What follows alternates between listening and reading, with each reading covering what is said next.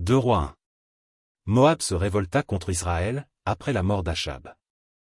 Or Achazia tomba par le treillis de sa chambre haute à Samarie, et il en fut malade. Il fit partir des messagers, et leur dit, « Allez, consultez Baal-zébub, dieu d'Écron, pour savoir si je guérirai de cette maladie. » Mais l'ange de l'Éternel dit à Élie, le Tishbite, « Lève-toi, monte à la rencontre des messagers du roi de Samarie, et dis-leur, est-ce parce qu'il n'y a point de Dieu en Israël que vous allez consulter Baal-zébub, dieu d'Écron? C'est pourquoi ainsi parle l'Éternel, tu ne descendras pas du lit sur lequel tu es monté, car tu mourras. » Et Élie s'en alla. Les messagers retournèrent auprès d'Achazia. Et il leur dit, « Pourquoi revenez-vous » Ils lui répondirent, « Un homme est monté à notre rencontre, et nous a dit, allez, retournez vers le roi qui vous a envoyé, et dites-lui, ainsi parle l'Éternel, est-ce parce qu'il n'y a point de Dieu en Israël que tu envoies consulter Baal-zébub, dieu d'Écron?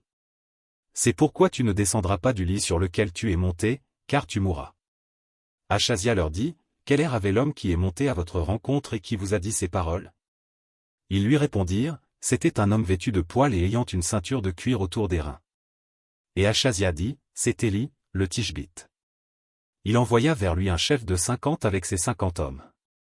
Ce chef monta auprès d'Élie, qui était assis sur le sommet de la montagne, et il lui dit, « Homme de Dieu, le roi a dit, descends. » Élie répondit au chef de 50, « Si je suis un homme de Dieu, que le feu descende du ciel et te consume, toi et tes 50 hommes. » Et le feu descendit du ciel et le consuma, lui et ses 50 hommes. Achazia envoya de nouveau vers lui un autre chef de 50 avec ses 50 hommes. Ce chef prit la parole et dit à Élie, « Homme de Dieu, ainsi a dit le roi, hâte-toi de descendre. » Élie leur répondit, « Si je suis un homme de Dieu, que le feu descende du ciel et te consume, toi et tes 50 hommes. » Et le feu de Dieu descendit du ciel et le consuma, lui et ses 50 hommes. Achazia envoya de nouveau un troisième chef de 50 avec ses 50 hommes. Ce troisième chef de 50 monta, et à son arrivée, il fléchit les genoux devant Élie, et lui dit en suppliant, « Homme de Dieu, que ma vie, je te prie, et que la vie de ces 50 hommes tes serviteurs soit précieuse à tes yeux.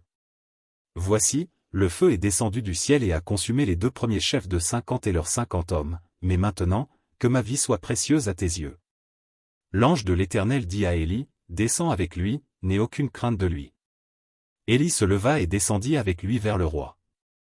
Il lui dit, « Ainsi parle l'Éternel, parce que tu as envoyé des messagers pour consulter Baal-zébub, dieu d'Écron, comme s'il n'y avait en Israël point de Dieu dont on puisse consulter la parole, tu ne descendras pas du lit sur lequel tu es monté, car tu mourras. » Achazia mourut, selon la parole de l'Éternel prononcée par Élie.